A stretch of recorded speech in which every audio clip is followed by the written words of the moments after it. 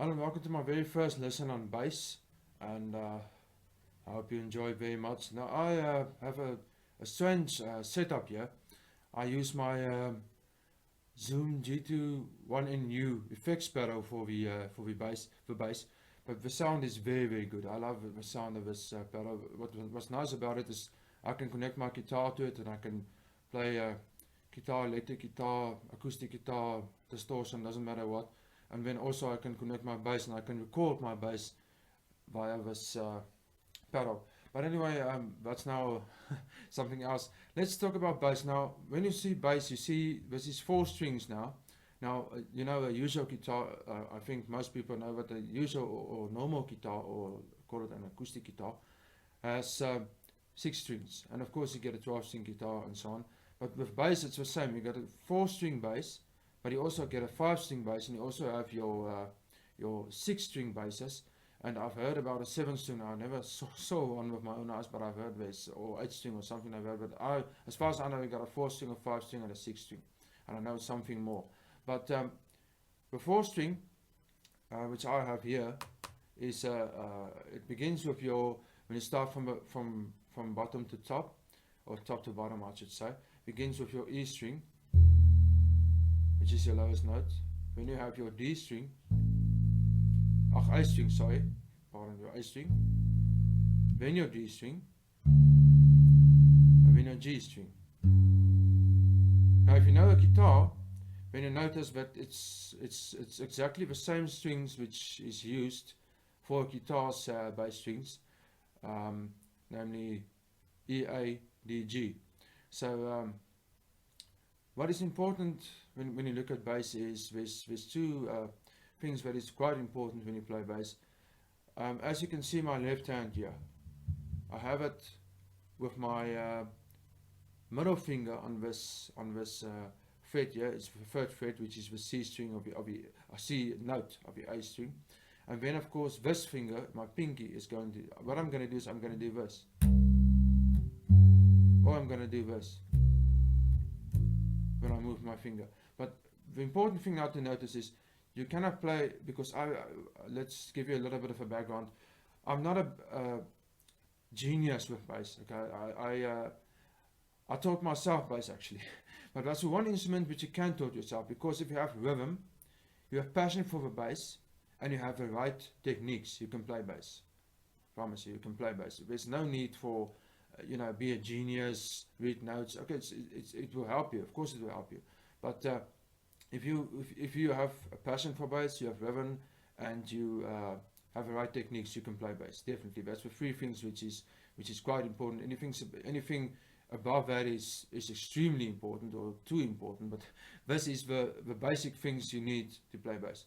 So what I did is I went on Alfonso Johnson's website, one of the greatest bassists of all time, and I saw the right techniques, because what I did, and I guess there's a lot of people out there who make the same mistake, I play my bass with my index finger and my pinky, because when it's the fingers which is far away from each other, far enough that you can do this. Now that's okay for this. That's okay for this, but now, if you want to, you see my index finger is loose like this. If you want to do something like, sorry, or something like, then you have a problem, because your index finger, if it's on the string, what are you going to do now? You have to jump back with your index finger to get to those notes. So that is not, I don't know about you, but that is not what I want. I mean, if you can do it, good luck for you. But the best thing to do is to use your middle finger for your basic your bass of your strings, and then your pinky to go to, let's see, it's C here. When your pinky goes 1 string off and 2 frets further, it's your G. Okay, that's the best thing to do.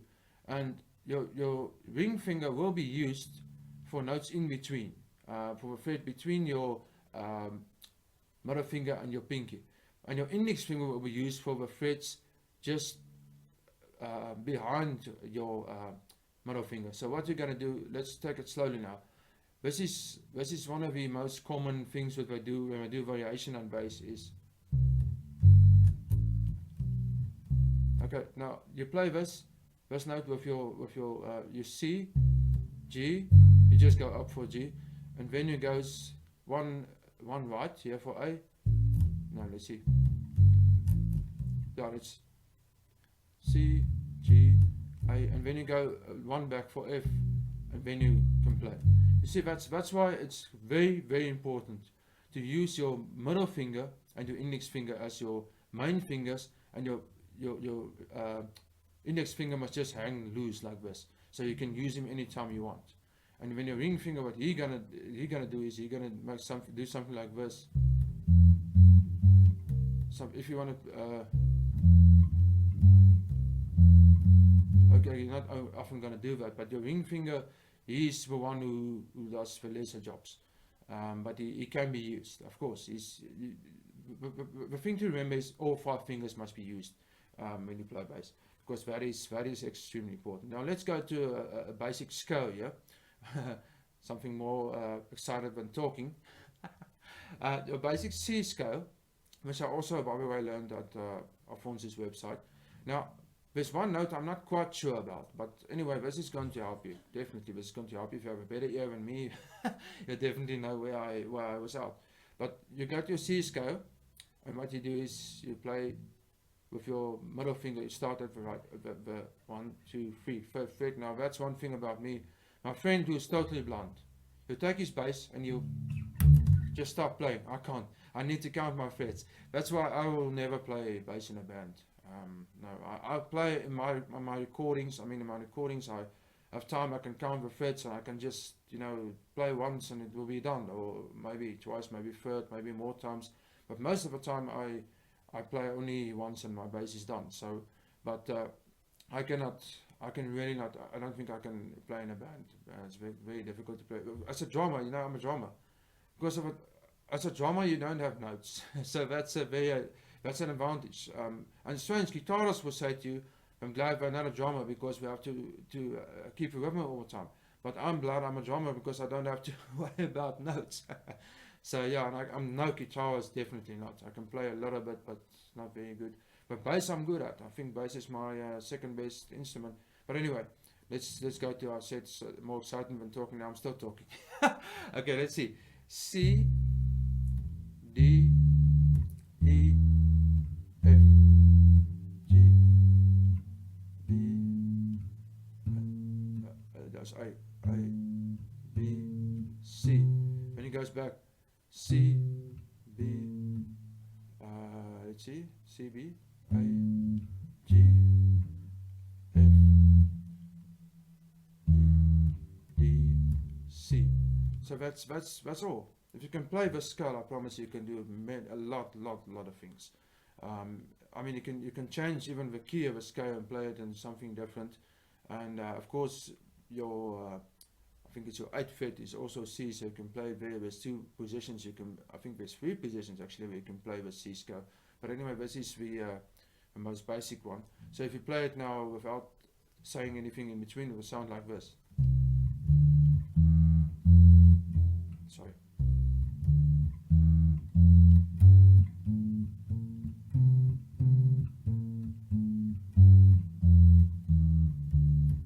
Now I know for sure there's one note missing here. I play all notes, but I'm not sure if I play is it a B or is it A or something. But at least if you can play this, I mean, there's so much you can do with this.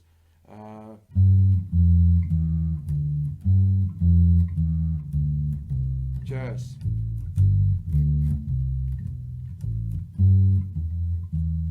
See, all I do is I just take that technique of a scale, and I just play. I just use that technique to play jazz. You see, so you can also go like.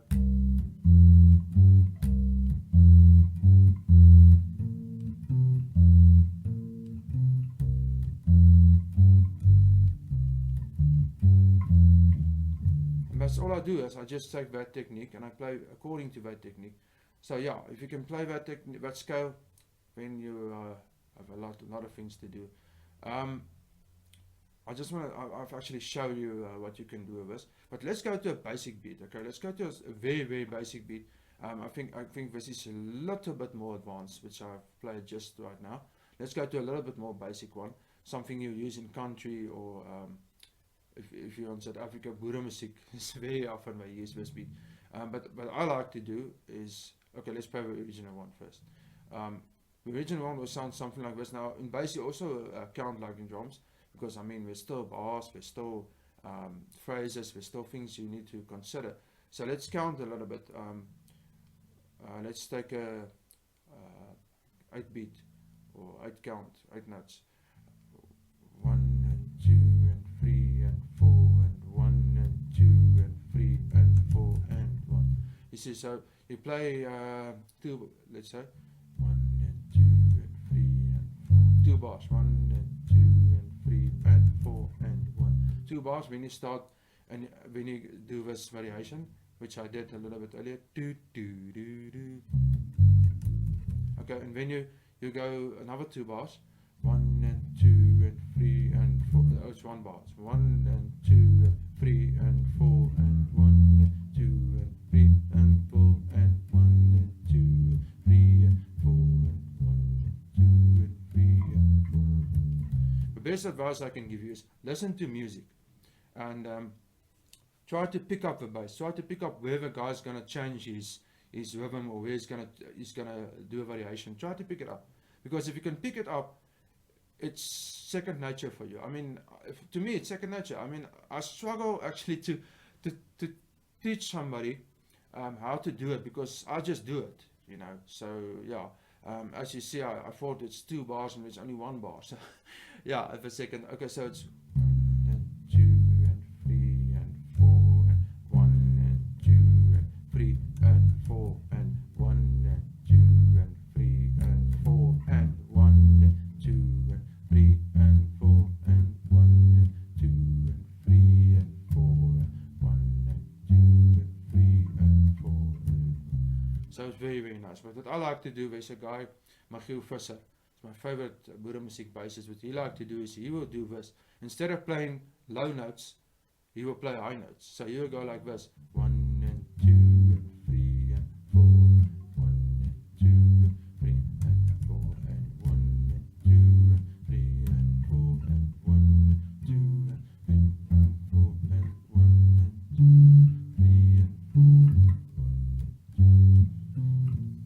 2. You see that he loves to play those high notes.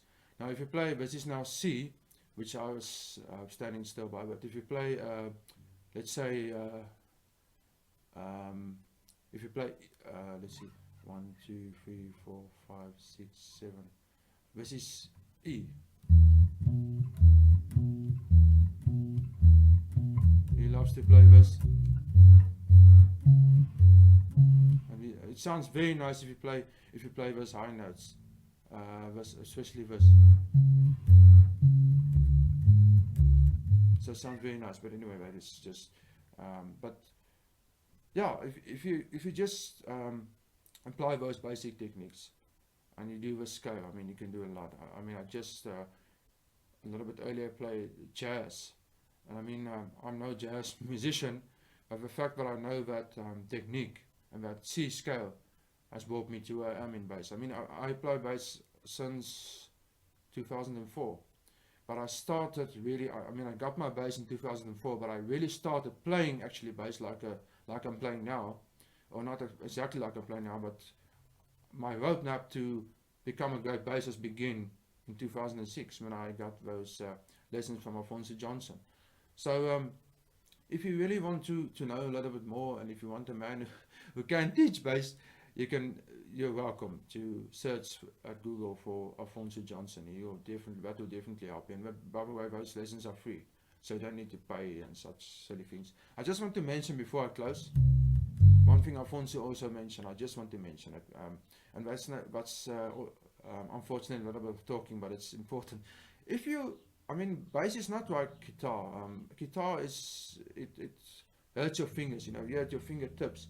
You got some blush, I think I call it in English. I'm not sure, but it's a thing that happened to me all the time when I'm playing guitar. But bass is not so usually affected in that way. Bass doesn't actually affect you in that way. Let's say it like that. Because bass with thicker strings, you know, you don't need to push it that hard and such things. Of course, you have your acoustic bass, which is different than my electronic bass, and it has a different feel and such thing, and you actually have to push a little bit harder with an acoustic bass. But the thing is, that bass is very, very deep. It's got a beautiful sound, but I don't like the feel of it. And my friend also have one. He says he likes this one because he can do a lot of tricks.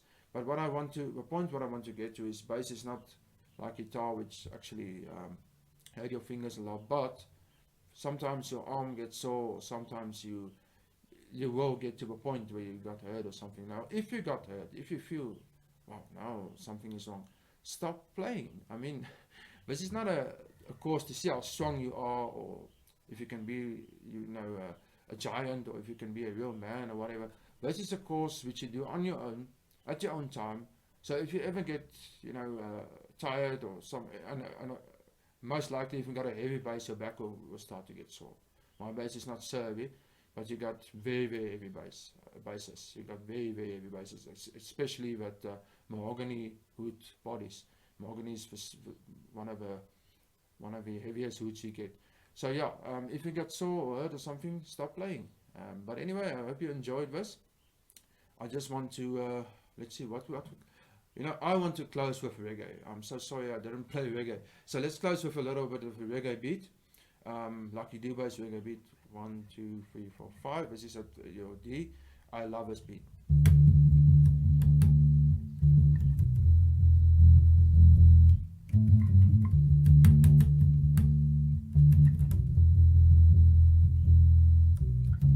Okay, now just one more thing. Bass is played with your middle finger and your ring finger, not like guitar with a thumb.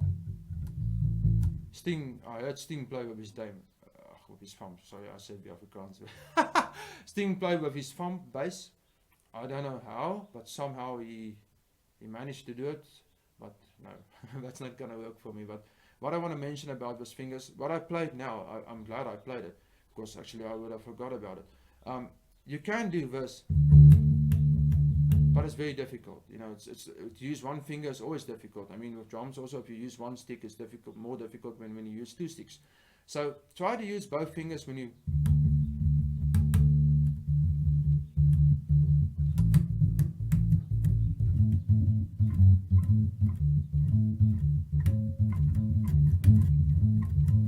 see what I can do. I use two fingers. So try to use both your fingers. I mean, in some cases you can